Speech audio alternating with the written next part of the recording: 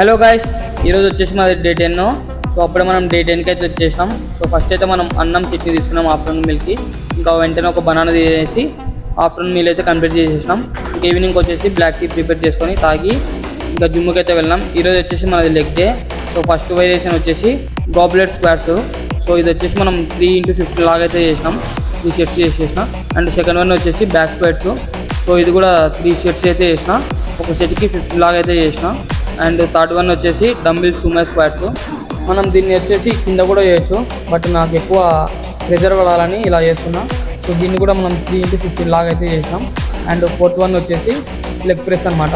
So మనం దీన్ని కూడా 3x15 లాగా అయితే చేసినాం. మనం ఎవ్రీ సెట్ వచ్చేసి మినిమం 3 అయితే చేయాలి. నేనైతే 15 లాగా అయితే చేస్తున్నా ఒక సెట్కి. అండ్ నెక్స్ట్ వన్ వచ్చేసి లెగ్ ఎక్స్టెన్షన్. సో ఇది మనం 3x15 లాగా అయితే చేసినాం. స్లోగా అయితే మనం కరెక్ట్ ఫ్లాట్గా అయితే చేయాలి, ఇది 15 లాగా చేయాలి.